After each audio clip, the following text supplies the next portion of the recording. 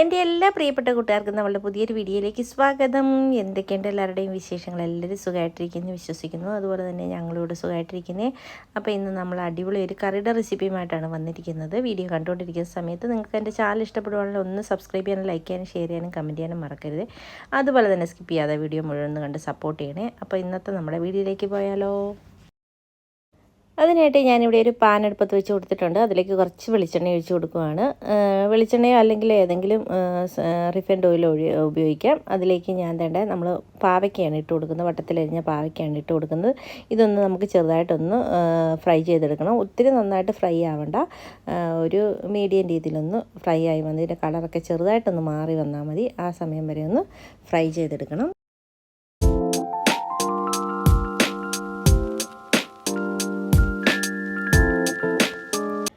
അപ്പോൾ ഇത് ഫ്രൈ ചെയ്തുകൊണ്ടിരിക്കുന്ന സമയത്ത് ഞാൻ ഇതിലേക്ക് കുറച്ച് ഉപ്പിട്ട് കൊടുക്കുന്നുണ്ട്. നമ്മുടെ പാവയ്ക്കായ്ക്കകത്ത് ഒരു ഉപ്പ് പിടിക്കാൻ വേണ്ടിയിട്ടാണ് ഇട്ട് കൊടുക്കുന്നത്. അതിന് ശേഷം നമുക്ക് മീഡിയം ടു ലോ ഫ്ലെയിമിൽ വെച്ച് ഇതൊന്ന് ഫ്രൈ ആക്കിയെടുക്കാം.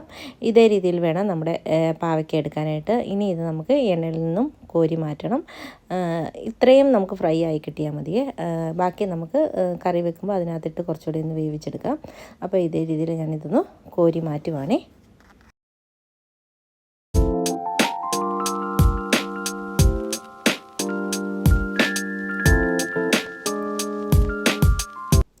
പാവയ്ക്ക എല്ലാം വേറൊരു പാത്രത്തിലേക്ക് കോരി മാറ്റിയതിന് ശേഷം നമ്മൾ ആ എണ്ണയിലേക്ക് തന്നെ ഒരു ടേബിൾ സ്പൂൺ കടുക് ഇട്ട് കൊടുക്കുവാണേ. അതിനുശേഷം അതൊന്ന് പൊട്ടി വരുന്ന സമയത്ത് നമുക്കിതിലേക്ക് ഒരു 1/4 ടീസ്പൂണോളം ഉലുവ ഇട്ട് കൊടുക്കാം. ഉലുവയും കൂടി ഇട്ട് കൊടുത്തിട്ട് അതും കൂടി ഒന്ന് പൊട്ടി വരുന്നവരെ ഒന്ന് വെയിറ്റ് ചെയ്യണം. അതിന് ശേഷം നമുക്കിതിലേക്ക് കുറച്ച് കറിവേപ്പില ഇട്ട് കൊടുക്കാം. കറിവേപ്പില ഇട്ട് കൊടുത്തതിൻ്റെ കൂടെ നമ്മൾ ഒരു 5 വെളുത്തുള്ളി അരിഞ്ഞതും അതുപോലെ തന്നെ ഒരു 4 പച്ചമുളക് അരിഞ്ഞതും കൂടി ഇട്ട് കൊടുക്കുന്നുണ്ട്. അതിന് ശേഷം നന്നായിട്ട് ഇതൊന്ന് വഴറ്റിയെടുക്കാം. ഇതിൻ്റെയൊക്കെ പച്ചമണം ഒന്ന് മാറി വരുന്നവരെ ഒന്ന് വഴന്ന് വരുന്ന സമയത്ത് നമുക്കിതിലേക്കൊരു 2 മീഡിയം സൈസിലുള്ള സവോള അരിഞ്ഞത് ഇതേപോലെ അരിഞ്ഞിട്ട് ചേർത്ത് കൊടുക്കാം.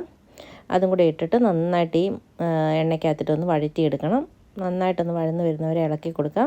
ഈ സമയത്ത് ഇതിലേക്ക് കുറച്ച് ഉപ്പും കൂടെ ചേർത്ത് കൊടുക്കുകയാണെങ്കിൽ നമ്മുടെ സവോള പെട്ടെന്ന് വഴന്ന് കിട്ടും. അപ്പോൾ അതും കൂടി ഇട്ട് കൊടുത്തിട്ട് വഴന്ന് വരുന്ന സമയത്ത് നമുക്കിതിലേക്ക് പൊടികൾ ചേർത്ത് കൊടുക്കാം. 1 ടീസ്പൂൺ മല്ലിപ്പൊടിയും 1 ടീസ്പൂണോളം മുളക് പൊടിയും പിന്നെ 1/4 ടീസ്പൂണോളം മഞ്ഞൾപ്പൊടിയും നമ്മളിതിലേക്ക് ചേർത്ത് കൊടുക്കുന്നുണ്ട്. അത്രയും ചേർത്ത് കൊടുത്താൽ മതി. നമ്മൾ ഓൾറെഡി പച്ചമുളക് ഇതിലേക്ക് ചേർത്ത് കൊടുത്തിട്ടുണ്ട്. ആവശ്യത്തിനുള്ള എരിവായിക്കോളും. അതൊന്ന് മൂത്ത് വരുന്ന സമയത്ത് നമുക്കിതിലേക്ക് ഒരു മീഡിയം സൈസ് ഒരു 1.5 തക്കാളി ഒന്ന് അരിഞ്ഞെടുക്കണം. അത് നമുക്കിതിലേക്ക് ചേർത്ത് കൊടുക്കണം. നല്ല പഴുത്ത തക്കാളി ആയിരിക്കണം, എന്നാലാണ് ഈ കറിക്ക് നല്ലൊരു ടേസ്റ്റ് കിട്ടുന്നത് കേട്ടോ. അപ്പോൾ അതും കൂടി ഇട്ട് കൊടുത്ത് നന്നായിട്ടൊന്ന് വഴറ്റിയെടുക്കാം. വഴറ്റിയെടുത്തതിന് ശേഷം നമുക്കിതൊന്ന് തട്ടിപ്പൊത്തി ഒന്ന് മൂടി ഒരു 5 മിനിറ്റ് ഒന്ന് ആവി കയറ്റിയെടുക്കണം. ഒരു 5 മിനിറ്റിന് ശേഷം തുറന്ന് നോക്കിയപ്പോൾ നമ്മുടെ തക്കാളിയൊക്കെ ഇതേപോലെ ഒന്ന് വഴന്ന് വന്നിട്ടുണ്ട്. നമ്മൾ അന്നേരം ഒന്നുകൂടെ ഒന്ന് ഉടച്ച് കൊടുക്കുന്നുണ്ട്. ഉടച്ച് കൊടുത്തതിന് ശേഷം നമുക്കിതിലേക്ക് കുറച്ച് വെള്ളം ചേർത്ത് കൊടുക്കാം. ഈ സമയത്ത് നമ്മൾ ഗ്രേവിക്ക് ആവശ്യമായ വെള്ളം ചേർത്ത് കൊടുക്കുന്നുണ്ട്. ചേർത്ത് കൊടുത്തിട്ട് ഒന്നുകൂടെ ഒന്ന് മൂടി വെച്ച് നമുക്കിത് നന്നായിട്ടൊന്ന് തിളപ്പിച്ചെടുക്കണം. തിളച്ചൊന്ന് വറ്റി വരുന്നവരെ ഒന്ന് നന്നായിട്ട് ഹൈ ഫ്ലെയിമിൽ തന്നെ ഒന്ന് തിളപ്പിച്ചെടുക്കണം. ആ സമയത്ത് നമ്മുടെ തക്കാളി ബാക്കിയും കൂടെ വെന്ത് കിട്ടും. ഇതേ രീതിയിൽ ഒന്ന് തിളച്ച് ഒന്ന് കുറുകി വരുന്ന സമയത്ത് നമുക്കിതിലേക്ക് വാളംപുളി ചേർത്ത് കൊടുക്കണം. ഒരു നെല്ലിക്ക വലിപ്പത്തിലുള്ള വാളംപുളി ഞാൻ വെള്ളത്തിലിട്ട് വെച്ചിട്ടുണ്ട്, കുതിർന്ന് വന്നിട്ടുണ്ട്. അത് നമുക്ക് ഇനി നമ്മുടെ ഈ ഗ്രേവിയിലേക്ക് ഒഴിച്ച് കൊടുക്കാം. ഒഴിച്ച് കൊടുത്ത് കഴിഞ്ഞിട്ട് നമുക്ക് നന്നായിട്ടൊന്ന് മിക്സ് ചെയ്തെടുക്കണം. അപ്പോൾ പുളിയൊക്കെ അവരവരുടെ ഇഷ്ടത്തിന് ചേർത്ത് കൊടുക്കാം. പുളി കുറച്ച് കയ്പുള്ളത് കൊണ്ട് കുറച്ചൊന്ന് മുന്നോട്ട് നിൽക്കണം. അത് തന്നെയല്ല, ഇങ്ങനെ വെച്ച് കഴിഞ്ഞാൽ കയ്പ് ഒട്ടും കാണത്തില്ല കേട്ടോ നമ്മുടെ പാവയ്ക്കയ്ക്ക്. അപ്പോൾ വേണ്ട, ഞാൻ ഫ്രൈ ചെയ്ത് വെച്ചിരിക്കുന്നത് നമ്മുടെ പാവയ്ക്കയും കൂടെ ഇട്ട് കൊടുക്കുന്നുണ്ട്. ഈ സമയത്ത് നമുക്ക് ഉപ്പോ എന്തെങ്കിലും കുറവുണ്ടെങ്കിൽ ചേർത്ത് കൊടുക്കണം, ഇളക്കി നോക്കിയിട്ട്.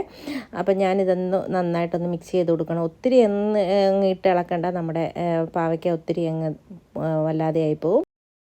പാവയ്ക്കയൊക്കെ നമ്മുടെ ഗ്രേവിക്കകത്ത് നന്നായിട്ട് മുങ്ങിക്കിടക്കുന്ന രീതിയിലൊന്നാക്കി കൊടുത്തിട്ട് ഇനി ഇതിലേക്ക് നമുക്ക് ചേർത്ത് കൊടുക്കേണ്ടത് കുറച്ച് ശർക്കരയാണ്. മധുരത്തിന് ആവശ്യമായ ശർക്കര ചേർത്ത് കൊടുക്കുക. ഒത്തിരി ശർക്കരയല്ല, ഒരു 1/4 ടീസ്പൂണുള്ള ശർക്കര ഞാൻ ഇതിലേക്ക് ചേർത്ത് കൊടുക്കുന്നുണ്ട്. അപ്പം നമ്മുടെ എരിവും പുളിയും കയ്പും എല്ലാം ഉപ്പും എല്ലാം ഒന്ന് ബാലൻസ് ചെയ്യാൻ വേണ്ടിയിട്ടാണ് നമ്മൾ ഈ ശർക്കര ചേർത്ത് കൊടുക്കുന്നത്. ഇതും കൂടെ ചേർത്ത് കൊടുത്തിട്ട് നമുക്ക് മൂടി വെച്ച് നന്നായിട്ടൊന്ന് തിളപ്പിച്ച് നല്ല കുറുകി വരുന്നവരെ ഒന്ന് തിളപ്പിച്ചെടുക്കണം. അപ്പോൾ വീഡിയോ കണ്ടുകൊണ്ടിരിക്കുന്ന സമയത്ത് നിങ്ങൾക്ക് എൻ്റെ ചാനൽ ഇഷ്ടപ്പെടുകയാണെങ്കിൽ ഒന്ന് സബ്സ്ക്രൈബ് ചെയ്യാനും ലൈക്ക് ചെയ്യാനും ഷെയർ ചെയ്യാനും കമൻറ്റ് ചെയ്യാനും മറന്നു പോരുത്. അതുപോലെ തന്നെ സബ്സ്ക്രൈബ് ചെയ്യാതെ ആരെങ്കിലും കാണുന്നുണ്ടെങ്കിൽ പ്ലീസ് ഒന്ന് സബ്സ്ക്രൈബ് ചെയ്ത് സപ്പോർട്ടും കൂടെ ചെയ്തേക്കണേ. നിങ്ങളുടെ സപ്പോർട്ട് ഉണ്ടെങ്കിൽ മാത്രമേ നമ്മുടെ ചാനൽ മുന്നോട്ട് കൊണ്ടുപോകാൻ പറ്റത്തുള്ളൂ. അതുപോലെ തന്നെ സ്കിപ്പ് ചെയ്യാതെ വീഡിയോ മുഴുവൻ ഒന്ന് കണ്ട് സപ്പോർട്ട് ചെയ്യണേ. അപ്പോൾ നേടെ നമ്മുടെ കറി നന്നായിട്ട് കുറുകി വന്നിട്ടുണ്ട്. ഈ സമയത്ത് ഞാൻ ഉപ്പ് നോക്കിയപ്പോൾ കുറച്ചൊരു ഉപ്പിൻ്റെ കുറവുണ്ട്. അപ്പോൾ ഞാൻ ഇച്ചിരി ഉപ്പും കൂടെ ഇട്ട് കൊടുത്തിട്ടുണ്ട്. അത് കഴിഞ്ഞ് ഞാനത് നന്നായിട്ടൊന്ന് മിക്സ് ചെയ്ത് എല്ലാ ഭാഗത്തും ഉപ്പ് ചെല്ലുന്ന രീതിയിലൊന്ന് മിക്സ് ചെയ്ത് കൊടുത്തതിന് ശേഷം നമ്മുടെ തീ ഓഫാക്കി കൊടുത്ത് നമ്മുടെ കറി ഇപ്പോൾ റെഡിയായി വന്നിട്ടുണ്ട് കേട്ടോ. അപ്പോൾ നല്ല തിക്കായിട്ട് കൂട്ടണമെങ്കിൽ കുറച്ചുകൂടി ഒന്ന് ഗ്രേവി ആകണം. ഇപ്പോൾ ഇരിക്കുമ്പോൾ ഇത് അതുപോലെ തന്നെ തിക്കായി കുറുകി വരും കേട്ടോ. അപ്പോൾ ഞാൻ തീ ഓഫാക്കി കൊടുത്തതിന് ശേഷം അടുപ്പിൽ നിന്നും മാറ്റി വേറൊരു പാത്രത്തിലേക്ക് ഇതാക്കുന്നുണ്ട്. ഇതേ രീതിയിൽ നിങ്ങൾ തയ്യാറാക്കി നോക്കിയിട്ടില്ല, തീർച്ചയായിട്ടും തയ്യാറാക്കി നോക്കണം. കുട്ടികളൊക്കെ പാവയ്ക്ക കൂട്ടാത്ത കയ്പ്പാണെന്ന് പറഞ്ഞ് കൂട്ടാത്ത കുട്ടികളൊക്കെ ഇത് ഇങ്ങനെ ഉണ്ടാക്കി കൊടുത്താൽ തീർച്ചയായിട്ടും അവർ കൂട്ടും കേട്ടോ. അപ്പോൾ അതുപോലെ നല്ല ടേസ്റ്റുള്ള കറിയാണ്, ഒട്ടും കയ്പ്പും അറിയത്തില്ല, നല്ല പുളിയും എല്ലാം ഒരുപോലെയുള്ള ഒരു കറിയാണ്. ചോറിൻ്റെ കൂടെ കഴിക്കാനും അടിപൊളി ടേസ്റ്റാണ് കേട്ടോ. അപ്പോൾ ഇതുപോലെ ഉണ്ടാക്കി നോക്കിയിട്ട് നിങ്ങളുടെ അഭിപ്രായങ്ങൾ നമ്മുടെ കമൻറ്റ് ബോക്സിൽ അറിയിക്കണേ. അപ്പോൾ ഇതുപോലുള്ള ചെറിയ ചെറിയ കുക്കിംഗ് വീഡിയോസും വ്ലോഗ്സും ഒക്കെ ആയിട്ട് വരുന്നവരെ എല്ലാവർക്കും താങ്ക് യു.